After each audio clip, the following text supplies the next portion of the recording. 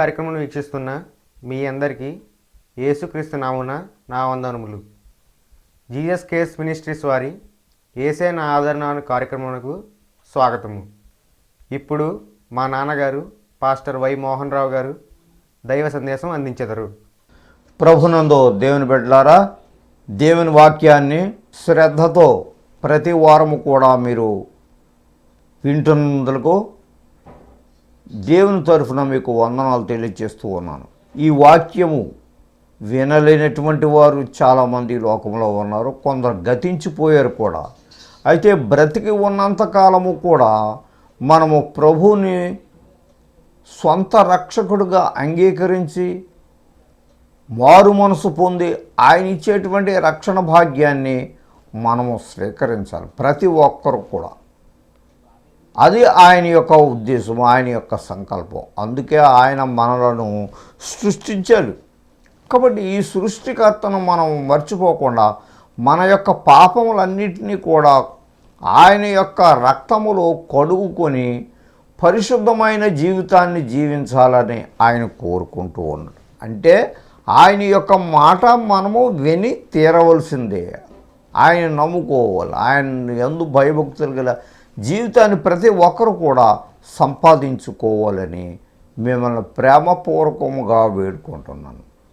First I am very thankful to God given this great opportunity to share this word of God with you happily every week in Jesus name.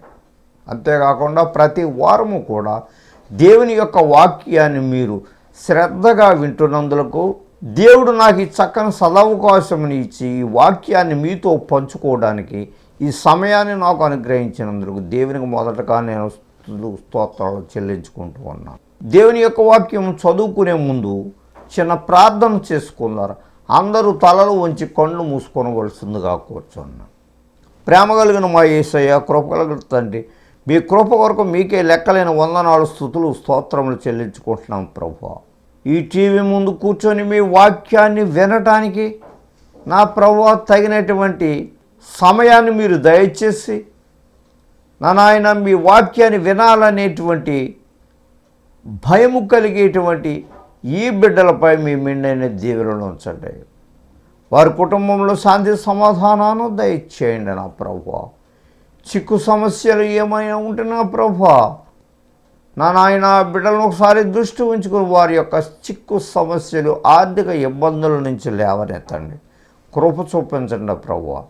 దీర్ఘకాలికమైనటువంటి వ్యాధులతో బాధపడేటువంటి బిడ్డలను నా ప్రభు ఒకసారి జ్ఞాపకం ఉంచుకుని మీ గాయపడిన హస్తములతో నా ప్రభు వారి యొక్క గాయములను కట్టండి నాయన, వారిని స్వస్థపరచండి. తద్వారా మీరే గొప్ప దేవుడు, సత్యవంతుడు, నీతివంతుడు మాకు ఉన్నాడనేటువంటి సత్యాన్ని ప్రియబిడ్డలు గుర్తెరిగి నా నాయన మీ అందు భయభక్తులు కలిగేటువంటి జీవితాన్ని బిడ్డలకు అందరికీ దయచేయమని ఈ చిన్ని మనవుడు పరలోక సన్నిధిలో చేరని మనం మా ప్రభువును ప్రియ కుమారుడైన యేసు నామమున వేడుకుంటున్నాము తండ్రి, ఆమేన్. ప్రభునందు ప్రియులారా, దేవుని యొక్క వాక్యాన్ని మనం చదువుకుందాం. యెషయా గ్రంథము 5వ అధ్యాయం 24వ వచనములో ఈ విధముగా దేవుడు మనతో మాట్లాడుతూ ఉన్నారు. The book of Isaiah chapter 5 verse 24. నా మాట విని నన్ను పంపిన వాని యందు విశ్వాసముంచు ప్రతి వాడు నిత్య జీవము గలవాడు. వాడు తీర్పులోనికి రాక మరణములో నుండి జీవములోనికి దాటి ఉన్నాడని మీతో నిశ్చయముగా చెప్పుచున్నాను. దేవునికి స్తోత్రం, ప్రైజ్ ద లార్డ్, హల్లెలూయా. ఏం చెప్తున్నారు ఇక్కడ? నా మాట విని నన్ను పంపిన వాని యందు విశ్వాసముంచు ప్రతి వాడు కూడా. నా మాట విని ప్రభువు చెప్తా ఉన్నాడు. అంటే దేవుని యొక్క మాటలు వినటానికి మనసు ఎవరికీ అంగీకరించదు. దేవుని యొక్క బాటలో నడవాలనేటువంటి జ్ఞానము ఎవరికీ ఉండదు. ఒకవేళ ఉన్న దేవునిలో నడవాలంటే చాలా కష్టమైనటువంటి పరిస్థితి అని అనుకుంటారంతే.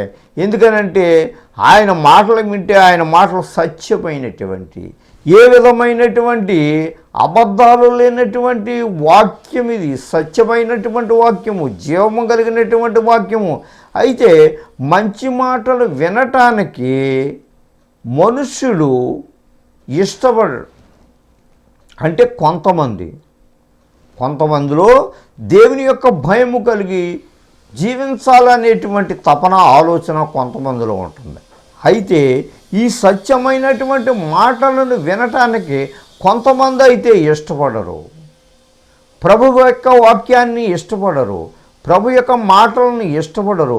అసలు యేసుక్రీస్తు వారంటేనే ఇష్టపడనటువంటి వారు ఎవరు చాలామంది ఉన్నారు ఈ లోకంలో.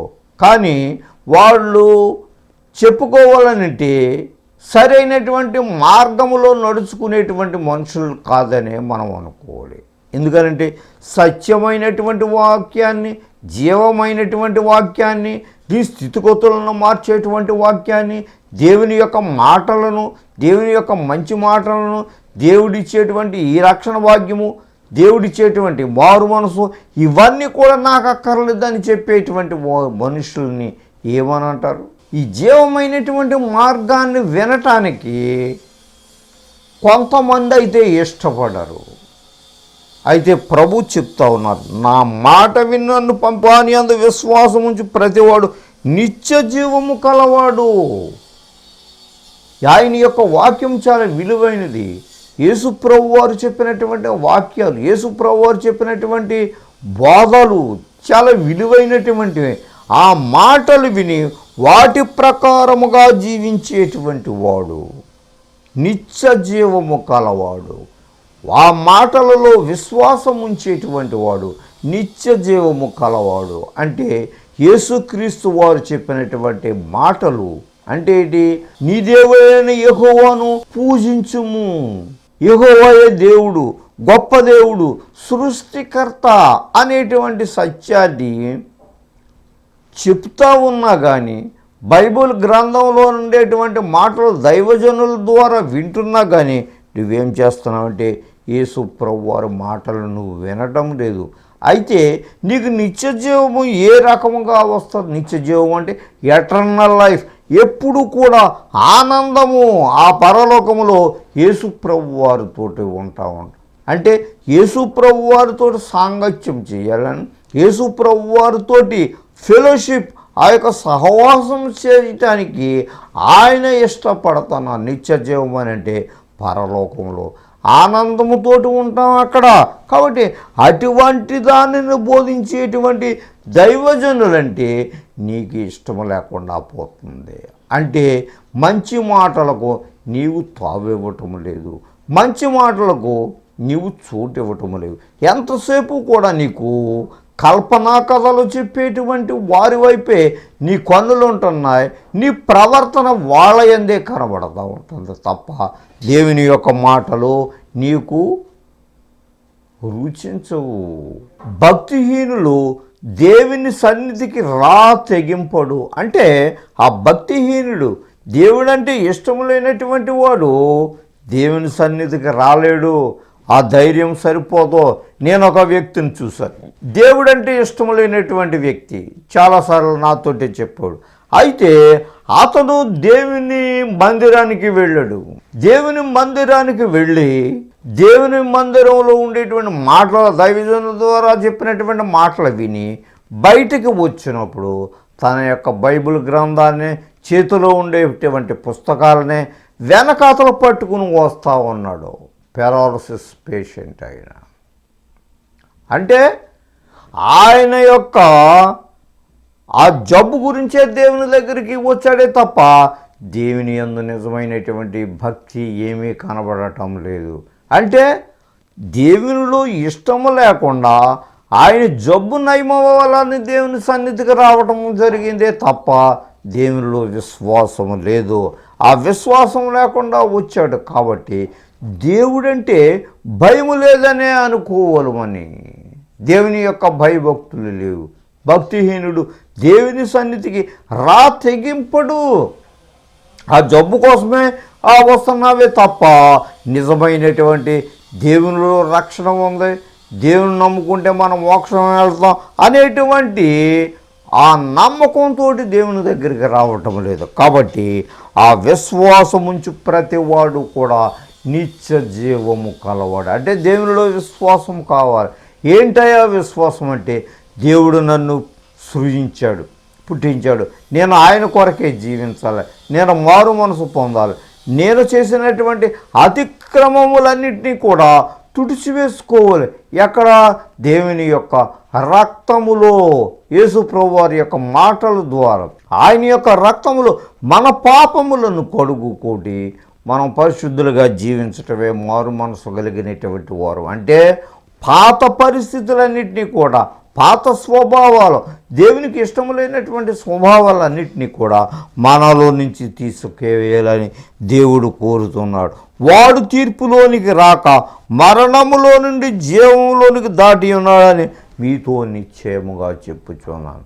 అంటే తీర్పులోనికి రాక మరణములో నుండి అని అంటే, నీవు ఇక్కడ బ్రతికేటువంటి ఆ చెడ్డ బ్రతుకులో నుంచి ఆయన విడుదల దయచేసి ఆయన యొక్క పరిశుద్ధమైనటువంటి మార్గములో ఆయన నిలవబెట్టడానికి ఆయన సిద్ధముగా ఉన్నాడు. కాబట్టి ఆయన యొక్క పరిశుద్ధమైనటువంటి మార్గాన్ని, ఆయన యొక్క పరిశుద్ధమైనటువంటి మాటలని నీవు ఎల్లప్పుడూ విని వాటి ప్రకారంగా నీవు జీవించినట్లయితే నీవు ధన్యుడు. అయితే నేను పాపాత్ముడను, దేవునికి విరుద్ధంగా జీవించాను, దేవుడు నన్ను క్షమిస్తాడా అనేటువంటి డౌట్ నీకు రావచ్చు. అవును, నువ్వు చేసినటువంటి గొప్ప పాపములు, గొప్ప అతిక్రమలు నిన్ను వెంటాడి దేవుని దగ్గరకు రాలేకుండా చేస్తున్నాయి. నీవు చేసినటువంటి పనులు ఎటువంటియో అవి నీకు తెలుసు, అవి ఎంత ఘోరంగా కనపడుతున్నాయి అనేటువంటిది ప్రతి వారికి కూడా ఎవరి మనసుకి వాళ్ళకే అర్థమవుతూ ఉంటాయి. అయితే దేవుడు చెప్పేటువంటి మాట ఏంటంటే, హెబ్రీలకు రాసిన పత్రిక 8వ అధ్యాయము 12వ వచనంలో ఈ విధముగా చెప్తా ఉన్నాడు, నేను వారి దోషముల విషయమై దయగలిగి వారి పాపములు ఇకను ఎన్నడను జ్ఞాపకం చేసుకొననని ప్రభు సెలవిచ్చుచున్నాడు. దేవునికి స్తోత్రం. ఎంత మంచి దేవుడు, ఎంత గొప్ప దేవుడు. ఏమంటున్నారు? నేను వారి దోషముల విషయమై దయగలిగి, నువ్వు చేసినటువంటి పాపాలని నేను జ్ఞాపకం చేసుకున్నాను. నువ్వు చేసినటువంటి మనస్పర్ధలు, ఎదరవాళ్ళని పెట్టినటువంటి ఆ బాధలు, ఎదుటి వారిని కించపరిచేటువంటి స్వభావము, ఎదుటి వారిని సులకనగా మాట్లాడేటువంటి స్వభావము, దైవజనులను సులకనగా మాట్లాడేటువంటి స్వభావము, దైవజనులకు పట్ల భయభక్తులు లేనటువంటి నీ జీవితము ఎంతగానో ఉన్నది. ఎంతగానో ఉన్నది అంటే, నీవు చేసినటువంటి ఆ పాపములు, దైవజనుడి పట్ల నువ్వు చేసినటువంటి పాపములు, దైవజనుడిని నీవు విమర్శించటం కూడా అది ఒక పాపమే. దేవుని యొక్క భయం నీకుంటే పరుల జోలికి నువ్వు వెళ్ళవు. ఆ దైవజనుడి యొక్క ప్రవర్తన నీకు అవనవసరము. దేవుడు ఏం చెప్తున్నాడు అదే నీవు చెయ్యాలి. కాబట్టి నీవు మంచిగా చేసేటువంటి స్వభావం నీలో ఎంత మాత్రమో నాకు కనబడటం లేదు. అయినను నీ యందు దయగలిగి వారి దోషముల విషయమే, నువ్వు చాలా దోషుడువు, చాలా దుర్మార్గుడువు నువ్వు కాదా? దుర్మార్గురాలువు నువ్వు కాదా? ఒకసారి నీవు మనసులో పూర్వకముగా నువ్వు దేవుని ఎదుట నువ్వు ఏమేమి చేసావో ఇతరుల గురించి అవి నువ్వు ఒకసారి నువ్వు ఆలోచించుకో. ఎంతవరకు దేవుడు నిన్ను క్షమిస్తాడనేటువంటిది ఆలోచించుకో. ఏమేమి తీర్పులు తీర్చావో నువ్వు ఒకసారి నువ్వు ఆలోచించుకో. ఇతరుల పట్ల నీవు ఏమైనా మంచి కార్యాలు చేసావేమో నువ్వు ఆలోచించుకో. ఒక వ్యక్తిని నేను చూశాను. ఆ వ్యక్తి ఏదో రకమైనటువంటి పరిస్థితుల్లో, ఏదో రకమైనటువంటి ఆపదలో ఉండేటువంటి వ్యక్తి, భయము కలిగినటువంటి వ్యక్తి. ఆ భయముతోటి ఒక వ్యక్తి దగ్గరికి వచ్చింది, ఆమె యొక్క బాధలన్నీ చెప్పుకోవడానికి. ఏమైనా సొల్యూషన్ దొరుకుతుందేమో అని, మంచి తీర్పురాలని అనుకుని ఆమె ఈ వ్యక్తితో చెప్పటం మొదలుపెట్టింది. ఆ బాధల విషయమే, బాధల కన్నీటితో చెప్తా ఉన్నది. అయితే ఆ వ్యక్తి, వింటున్నటువంటి వ్యక్తి ఎంతో ఆనందంతోటి పళ్ళు ఈకిలించి చక్కగా నవ్వుతూ వింటూ ఉన్నది. నవ్వుతూ విన్నప్పుడు ఆమె యొక్క మనసు ఎంతగా చివుక్కుమని బాధపడుతూ ఉన్నదో గ్రహించేటువంటి పరిస్థితిలో ఉందా. ఆమె యొక్క ఆనందము, ఆ కుటుంబంలో యొక్క ఆనందము, ఆ వ్యక్తి బాధపడుతుంటే ఆనందము, అంటే ఈ చెప్పుకునేటువంటి వ్యక్తి కంటే వింటున్నటువంటి వ్యక్తి చాలా సాతాను స్వభావం కలిగినటువంటి వ్యక్తి అని మనం అనుకోవాలి. సాతాను లక్షణాలే ఆమెను వెంటాడుతుంది. ఏది నీ మారు మనసు, ఏది నీ దయగలిగినటువంటి మనసు? వాక్యాన్ని వింటున్నావు, దేనికోసం వింటున్నావు? ఇటువంటివన్నీ నీవు సరి చేసుకోమని దేవుడు నీకు చెప్తా ఉన్నాడు. దేవుడు నీతో మాట్లాడుతూ ఉంటున్నాడు. అయితే దేవుని యొక్క మాటలను పెడచెవిన పెట్టి నీ యొక్క స్వభావాన్ని నీవు మార్చుకోలేకుండా ఇతరుల పట్ల హేళన చేసినటువంటి స్వభావం. కొన్ని దినాలు పోయిన తరువాత అదే పరిస్థితి నీకు వచ్చింది. నీవు చిక్కుల్లో పడ్డావు, నీవు బాధల్లో పడ్డావు. నీ బాధలను ఎవరికి చెప్పుకుంటావు? కాబట్టి జీవితంలో ఇలాంటి సమస్యలు, ఇటువంటి పనులు ఎన్నో కొన్ని మన మీదకు వస్తూ ఉంటాయి. ప్రభువుని దగ్గర పెట్టుకొని నీవు సరి అయిన మార్గములో నడవాలని దేవుడు కోరుకుంటున్నాడు. అయినా ఆయన నీ యందు దయ చూపుతూ ఉన్నాడు. నేను వారి దోషముల విషయమై దయ కలిగి, దోషం నువ్వు చేసావు, పొరపాటు నువ్వు చేసావు, ఇతరులను పొరపాటు అని అంటున్నావు, ఇతరులు మంచి మనుషులు కాదని అంటున్నావు, దేవుని యొక్క జనులను మంచి మనుషులు కాదంటున్నావు, ఆ యొక్క బైబిల్ ఉమెన్స్ మంచి మనుషులు కాదని అని అంటున్నావు, సువార్థికురాలను మంచి మనుషులు కాదని నువ్వు అంటున్నావు. అది నీ దగ్గర కూడా లేదు.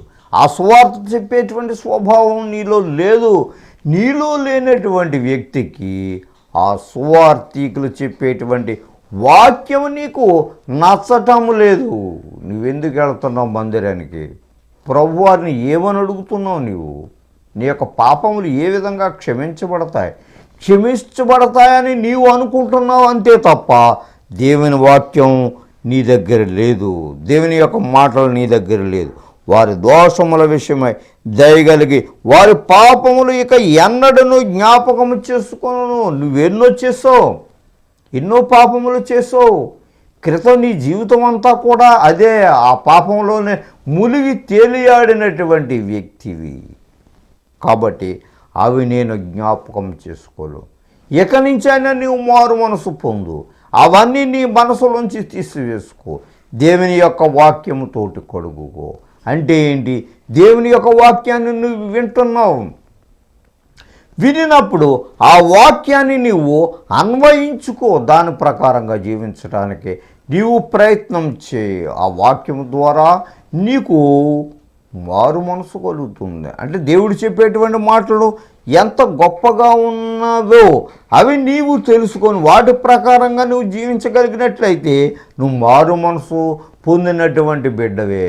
ఎందుకయ్యానంటే పాత జీవితంలో నీవు చేసినటువంటి అతిక్రమములు, దోషములన్నీ కూడా దేవుని యొక్క వాక్యముతోటి నీవు కడుగుకున్నావు కనుక, దేవుని యొక్క వాక్యాన్ని విన్నావు కనుక, దేవుని యొక్క మాటలు ఎంతో రుచించాయి కనుక నీ యొక్క ప్రవర్తన అంతటి యందు కూడా నీవు మార్పు చెందినటువంటి వాడవై ఉండాలి, మార్పు చెందినటువంటి దానవై ఉండాలి.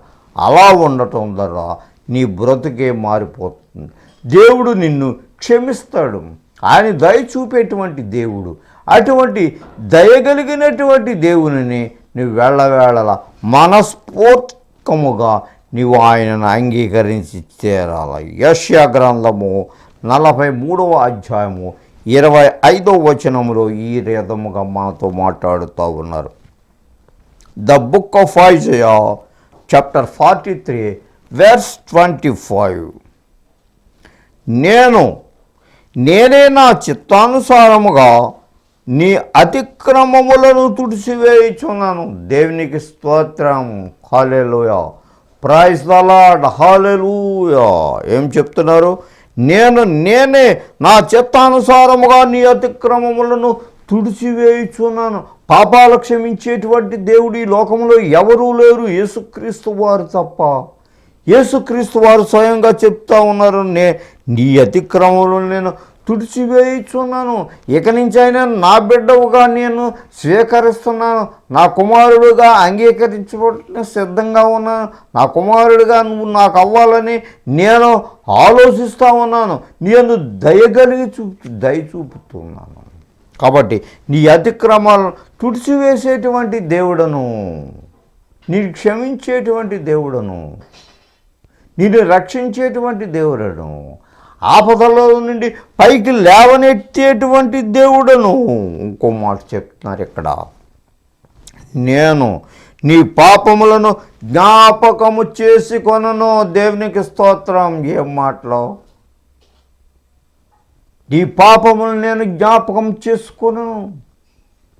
నువ్వు సిన్నరు అయినప్పటికీ కూడా, పాపాత్ముడు అయినప్పటికీ కూడా, భయంకరమైనటువంటి పరిస్థితుల్లో దేవుణ్ణి విడిచిపెట్టి తిరిగినప్పటికీ కూడా నీ పాపములను ఎన్నటికీ కూడా నేను జ్ఞాపకం చేసుకోరను. నిన్ను రక్షించేటువంటి దేవుడు నువ్వంటే నాకు చాలా ఇష్టము, చాలా ప్రియుడవు. కాబట్టి నీ యొక్క నడత అంతా కూడా ప్రభు యొక్క వాక్యముతోటి నీవు జోడించి నడుచుకున్నట్లయితే నీవు ధన్యుడు. అటువంటి వారికి దేవుని యొక్క కృప మెండుగా లభిస్తుంది, ఆయన యొక్క ఆశీర్వాదం మెండుగా లభిస్తుంది, ఆయన యొక్క కృపలతోటి నిన్ను నింపుతాడనేటువంటి సత్యాన్ని నీవు ఎన్నటికీ మరువకూడదు. అటువంటి కృప దేవుడు మనందరకు దయచేయను గాక.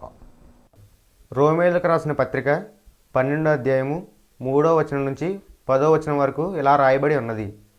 తన్ను తాను ఎంచుకొనదగిన దానికంటే ఎక్కువగా ఎంచుకొనక దేవుడు ఒక్కొక్కనికి విభజించి ఇచ్చిన విశ్వాస పరిమాణ ప్రకారము తాను స్వస్థబుద్ధి గలవాడుటకే తగిన రీతిగా తాను ఎంచుకొనవలనని నాకు అనుగ్రహింపబడిన కృపను బట్టి మీలో ఉన్న ప్రతి వానితోనూ చెప్పుచున్నాను. ఒక్క శరీరంలో అనేక అవయవములు ఉండెనను ఈ అవయవములన్నిటికీ ఒక్కటే పని ఎలాగ ఉండదో అలాగే అనేకులమైన మనము క్రీస్తులో ఒక్క శరీరముగా ఉండి ఒకరికొకరము ప్రత్యేకముగా అవయములై ఉన్నాము. మనకు అనుగ్రహింపబడిన కృపను చొప్పున వేరువేరు కృపావరములు కలిగిన వారమై ఉన్నాము. కనుక ప్రవచన వరమైతే విశ్వాస పరిమాణం చొప్పున ప్రవచింతుము, పరిచర్య అయితే పరిచర్యలోను, బోధించేవాడైతే బోధించట్లోను, హెచ్చరించేవాడు హెచ్చరించట్లోను పని కలిగి ఉందుము. పంచిపెట్టేవాడు శుద్ధ మనసుతోనూ, పై విచారణ చేయవాడు జాగ్రత్తతోనూ, కరుణించేవాడు సంతోషంతోనూ పని కలిగి ఉందుము. మీ ప్రేమ నిష్కపటమైనదై ఉండవలను. చెడ్డదాన్ని అసహించుకుని మంచిదాన్ని అత్తుకుని ఇండుడి. సహోదర ప్రేమ విషయంలో ఒకని యందొకడు అనురాగము గలవారే, ఘనత విషయంలో ఒకరినొకడు గొప్పగా ఎంచుకొనుడి. చిన్న ప్రార్థన చేసుకుందారు ప్రియులరా. అందరూ తలలు ఉంచి కళ్ళు మూసుకోనవలసిందిగా కోరుచున్నాం. ప్రేమ కలిగిన మా యేసయ్య, ఎంతవరకు మీ వాక్యముతోటి మీరు మాట్లాడాడు ప్రభు. నాయనా, ఎవరైతే ఇంకా మిమ్మల్ని నమ్ముకోలేదు, మిమ్మల్ని గురించి తెలుసుకోలేకుండా ఉంటున్నారు, మిమ్మల్ని గురించి ఇంకా ఎక్కువగా చెడ్డగా నా ప్రభు నీ బిడ్డల పట్ల నాయనాన్ని మీ వాక్యాన్ని ఎరిగినటువంటి బిడ్డల పట్ల అసహ్యమైన స్వభావంతో ఉంటున్నారు, వారిని దయతో క్షమించండి నా ప్రభు. వారితో మాట్లాడండి నా నాయన. వారి యొక్క పాపములు ఎన్నటికీ కూడా నేను జ్ఞాపకం చేసుకోనని సెలవిచ్చినటువంటి ప్రభువా, మీకు స్తోత్రం. పాపములన్నింటినీ కూడా తుడిచివేయండి నాయన. మీ రక్తంతో కడిగి నా ప్రభువా పవిత్రపరచమని వేడుకుంటున్నాం నాయన. ఈ సమయంలో ప్రభువా మీ వాక్యాన్ని వినుచున్నాం. మీ ప్రజలపై మీ మెండైన దేవునితో నింపండి నా ప్రభు. ఇదిగో నా ప్రభు, దీర్ఘకాలికమైనటువంటి వ్యాధులతో బాధపడేవాడు స్వస్థపరచండి నాయన. ఒకసారి అడుగుచున్నాం, కుటుంబంలో చిక్కు సమస్యలతో ఉంటేటువంటి వారిని నా ప్రభు వారి యొక్క సిక్కు సమస్యలన్నింటినీ కూడా తీసివేయండి. శాంతి సమాధానముతోటి నీ ప్రియబిడ్డలు నింపమని ఈ చిన్ని ప్రార్థన పరలోక సన్నిధిలో చేరడమే మా ప్రభుని ప్రియకుమారుడైన యేసు నామమున వేడుకుంటున్నాము తండ్రి. ఆమేన్. మా తండ్రి అయిన దేవుని ప్రేమ, కుమారుడైన యేసుక్రీస్తు వారి యొక్క కృప, పరిశుద్ధాత్మ యొక్క అన్యోన్య సహవాసము మనకును ఆయన నమ్మిన బిడ్డలకును, ముఖ్యంగా ఈ టీవీ ముందు కూర్చొని మీ వాక్యాన్ని వినుచున్న మీ ప్రియ బిడ్డలపై మీ మెండైన దేవునితోటి నింపము గాక. Amen. God bless you all. మీ అందరికీ నా వందనములు. దైవ సందేశం విని దైవ దీవెనలను పొందారని నమ్ముచున్నాము.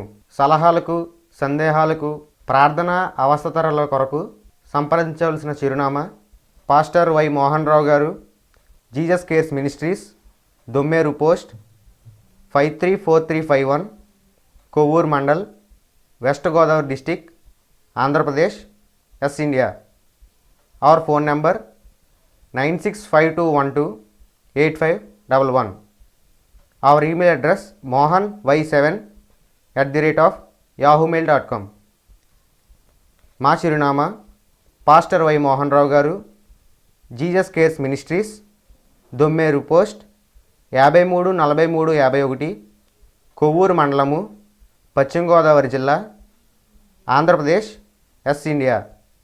మా ఫోన్ నంబరు 9652 12 85 11.